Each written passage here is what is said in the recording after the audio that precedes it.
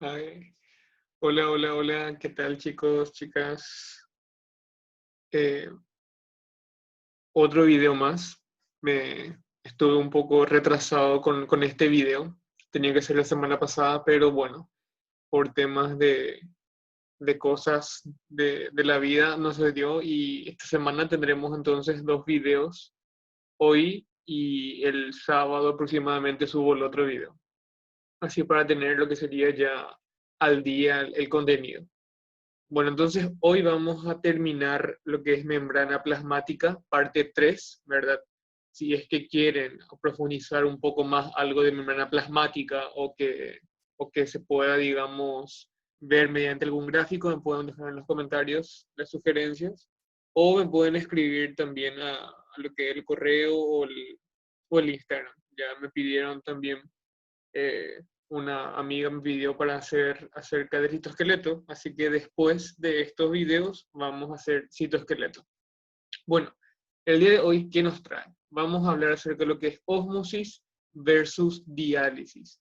Al hablar entonces de esto, vamos a hablar del movimiento de lo que es el soluto y el solvente, pero antes de diferenciar cuál es con referencia al soluto y cuál es con referencia al solvente, ¿verdad? Tenemos que tener en cuenta que el solvente sería el componente en mayor cantidad, haciendo referencia o comparando con otra sustancia. Y lo contrario, ¿verdad? El soluto sería el componente en el que está en menor cantidad. Por ejemplo, si yo estoy hablando de, digamos, un kilo de harina y, no sé, digamos, eh, esferas de vidrio, bolitas de vidrio, ¿verdad? 5, 7. ¿Cuál sería mi solvente ahí? Sería, por así decirlo, la harina y las bolitas de vidrio, el soluto. Pero para lo que sería biología, el solvente la mayoría de las veces va a ser el agua y el soluto serían las proteínas o algún tipo de sal que podemos estar mencionando. Entonces, teniendo ya en cuenta lo que es soluto y solvente, hablamos que ósmosis se refiere al movimiento del solvente, ¿verdad? De lo que sería en este caso para las células el agua, ¿verdad? Y la diálisis sería el movimiento, pero en cuanto al soluto, ¿verdad? A lo que estaría en menor cantidad en las células. Y acá vemos este gráfico donde nos habla acerca de la difusión. Este es un gráfico del Solomon, ¿verdad? Me gustan mucho sus gráficos de ahí, pero en lo personal yo utilizo el CAR para lo que serían las clases que suelo dar. Entonces, ¿qué vamos a ver acá? El punto 1 nos dice, cuando se deja caer un terrón de azúcar en el vaso de agua pura, las moléculas de azúcar empiezan a disolverse y se difunden a través del agua. Justamente ahí ocurre lo que es esa separación, digamos, de la estructura del azúcar y empieza a difundirse. El punto 2 nos dice que las moléculas de azúcar continúan disolviéndose. Acá tenemos un tamaño, digamos, para ponerle un número de 10, ahora tiene solamente de 3, porque va ocupando mayor parte de lo que sería el solvente, el agua en este caso. Y por último vemos una disolución completa, una difusión también de todas las partículas que conformaban ese terrón de azúcar. Entonces, acá vamos a hablar de las disoluciones. Esto es bastante interesante y es muy importante, inclusive se menciona mucho en lo que es biología, ¿verdad? Tenemos entonces a lo que sería un eritrocito, célula sanguínea, ¿verdad? Que es una célula especial, porque ella no posee núcleo, ¿verdad? No posee núcleo. En su interior tiene una alta cantidad de hemoglobina, ¿verdad? Que se encarga de transportar oxígeno en la sangre. Y este eritrocito, a su vez, se va a estar encargando de qué? Justamente de recorrer a través de la sangre y transportar el oxígeno a todas partes del cuerpo y traer de todas partes del cuerpo lo que sería entre comillas, el producto final de desecho, el dióxido de carbono. que eso podemos ver también mucho más adelante. Si es que están interesados, me dejan en los comentarios para poder hacer algo con respecto. Entonces, acá tenemos que hablar de lo que serían los medios, ¿verdad? En cuanto al soluto. Si va a ser isotónico, hipotónico o hipertónico. ¿A qué me voy a referir con esto? Nosotros tenemos que considerar primeramente la concentración de soluto. La concentración de soluto, ¿verdad?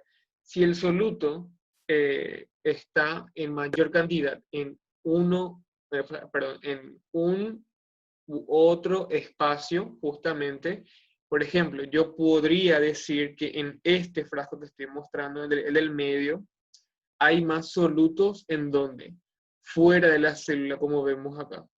Hay más solutos fuera de la célula. Hay menos solutos dentro de la célula. Y tienen que recordar que el agua como solvente es siempre ambicioso, es siempre, digamos, siempre quiere mucho. Entonces, lo que va a hacer es que el movimiento neto del agua, en este caso que va a ser mi solvente, va a ser dentro para afuera, dentro para afuera. Va a salir el agua y al salir totalmente el agua lo que va a hacer es que va a dejar a este eritrocito como una especie de uva pasa, como se puede ver ahí, ¿verdad? Eh, Ocurrió lo que se le conoce como una especie digamos, de achicharramiento de esta célula. En este caso, si ahora yo veo que el soluto que siempre es representado en esta parte por las bolitas verdes hay en mayor concentración dentro de las células y fuera de las células hay menor concentración, por ende, porque siempre hago una comparación, ¿verdad? No es que yo voy a decir hay más adentro, pero más adentro en comparación con qué, y siempre en comparación con lo que sería afuera de nuestra célula.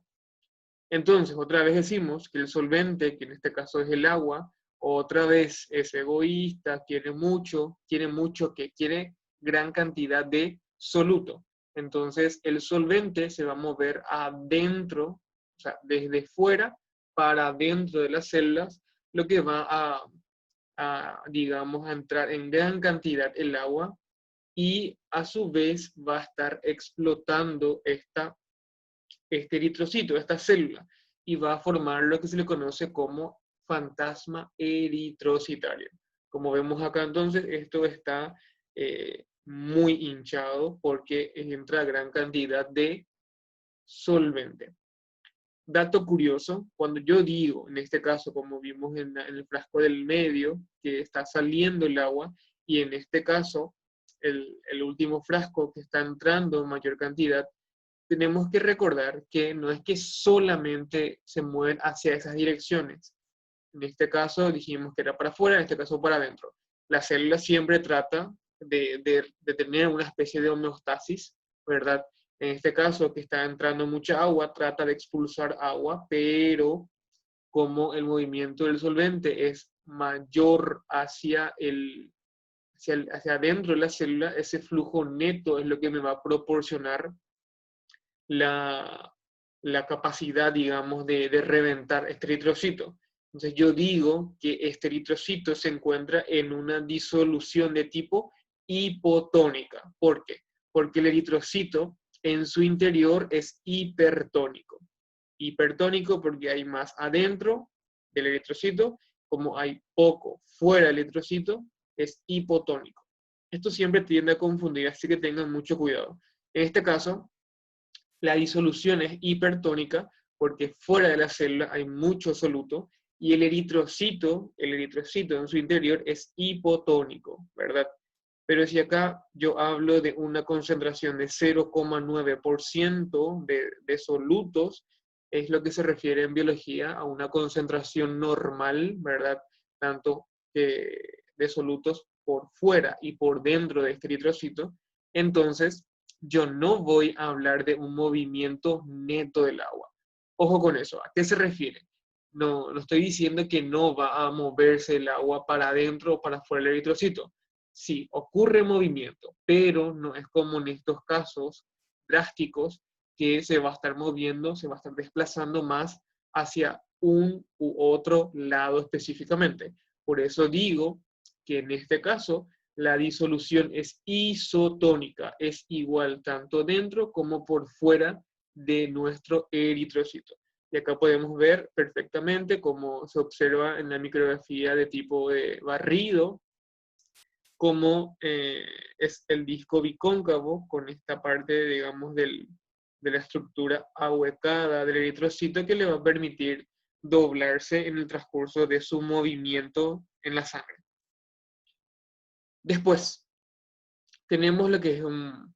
Acá no quise desplayarme demasiado, ¿verdad? Tengo algunos esquemas que tengo por ahí, pero es más interesante hablar de esto y que ustedes vayan preparando algún esquemita a medida que lo vamos diciendo. Entonces, el transporte lo vamos a dividir en dos clases de manera principal. Un transporte de tipo pasivo y un transporte de tipo activo. ¿A qué se refiere con esto? Probablemente vamos a pasar un poquito los 15 minutos, pero para que se entienda un poco mejor. Cuando yo voy a hablar del transporte pasivo, el transporte activo, hay que tener en cuenta lo que serían las concentraciones, si es a favor o es en contra de gradiente. Si yo hablo de un movimiento a favor de gradiente, repito, a favor de gradiente, va a ser cuando el movimiento es de un lugar donde tenemos mayor concentración a un lugar donde tenemos solutos en menor concentración. Repito, un movimiento a favor de gradiente justamente sería cuando el soluto se mueve de un lugar donde se encuentra una alta concentración de solutos a un lugar donde va a existir una menor cantidad de solutos. Eso es a favor de gradiente. Pero si yo hablo en contra de gradiente, nosotros nunca queremos irnos a un lugar donde está lleno de gente, y mucho menos en este caso, en estos tiempos, porque coronavirus, ¿verdad? Entonces, el movimiento en contra de gradiente sería que el soluto se mueva de un lugar donde está en menor concentración a un lugar donde hay alta concentración de soluto. Repito, un movimiento en contra de gradiente es de menor a mayor concentración el movimiento de ese soluto. Y justamente se va a estar encargando de clasificación también de pasivo y activo. ¿Por qué? Porque en lo que sería el movimiento a favor del gradiente, que era de más a menos, yo no requiero de un uso de energía, ¿verdad? Porque es lo que siempre uno tiende a estar más cómodo, a estar en un lugar más tranquilo, por así decirlo. Pero si yo quiero realizar el movimiento en contra de gradiente, de menor a mayor concentración, eso sí depende de lo que sería algo obligado, que vamos a querer obligarle a alguien, o a algo, en este caso el soluto, a moverse en contra de su voluntad. En ese caso, yo digo que utilizo energía. Pero la energía, ojo con eso, porque puede ser dos tipos de energía. A mí me gusta decir que es la energía proveniente del ATP, la adenosina trifosfato, y el otro tipo de energía que es la energía del deseo, lo digo yo. ¿Por qué? Porque se utiliza el deseo de una molécula por entrar o salir para impulsar el movimiento de otra molécula totalmente diferente. Esto podemos hacer en otro video acerca de únicamente lo que es el transporte tanto pasivo como activo, ¿verdad? Así que, por favor, me van diciendo en los comentarios.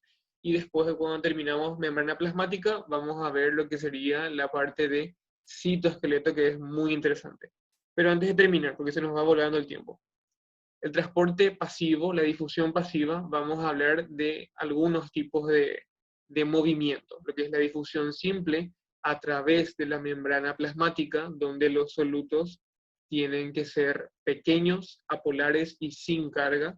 Esos son los requisitos para que pueda atravesar directamente la membrana plasmática. Otro tipo de movimiento pasivo, donde no se requiere energía, es mediante canales proteicos, ¿verdad? Canales iónicos. Podemos también hablar ahí del KCS bacteriano, el KB eucariota, las acuaporinas, que son transportes, o mejor dicho, canales que permiten el movimiento de ciertos solutos específicos.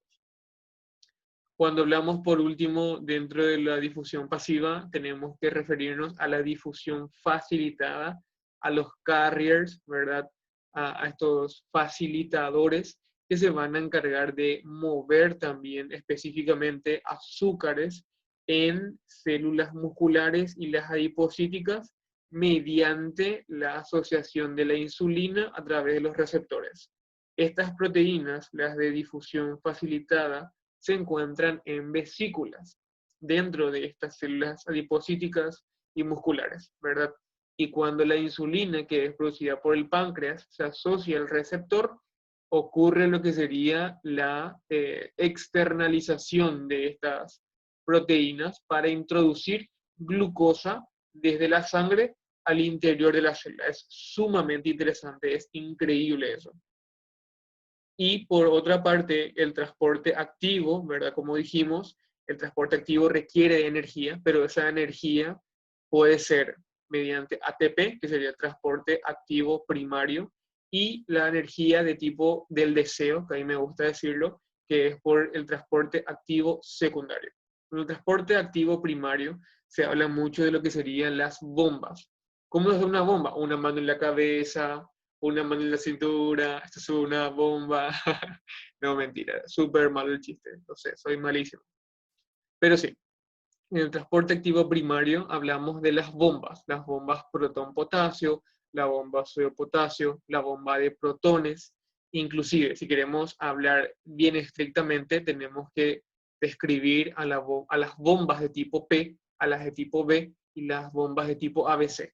Dentro de las bombas de tipo P, ahí recién hablamos de la bomba protón-potasio, las bombas de protones, la bomba de sodio-potasio, que están en ciertas células determinadas y cumplen funciones importantísimas.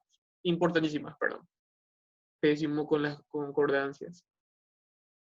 Y el transporte activo secundario, que hablamos de lo que sería el cotransporte o simporte. Si yo hablo de un cotransporte, me refiero a que la molécula que va a ingresar, por ejemplo, a una célula, se utiliza ese deseo, esa energía del movimiento para meter también algo dentro de la célula. El movimiento va a ser unidireccional.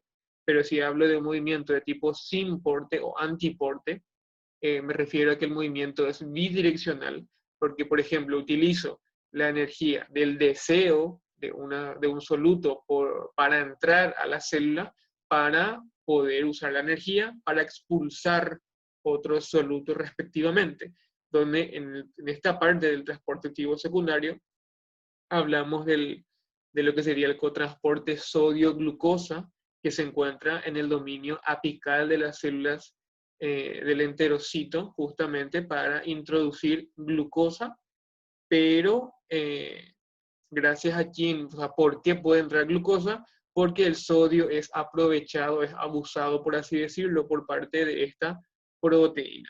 Entonces, eso es todo, gente. Ojalá les haya servido de utilidad, por lo menos. Hablé un poco rápido y inclusive podrían ponerlo en una velocidad más rápida para que puedan ustedes escuchar y ver el video. Hoy me pasé un poquito. Nosotros dijimos que íbamos a hacer solamente 15 minutos, pero es sumamente difícil explicar mucho de biología en poco tiempo. Y mucho tiempo es también muy aburrido. Entonces, recuerden, suscribirse, dejar un comentario, dar un me gusta, compartir con sus amigos que requieran, por ejemplo, de estos tipos de videos. Si quieren contactarme, está mi Instagram, mi Gmail para lo que sería la parte de biologística, por así decirlo. Muchísimas gracias por ver, estamos creciendo cada vez más en el canal y nos vemos. Chau, chau, chau. Un abrazo para todos.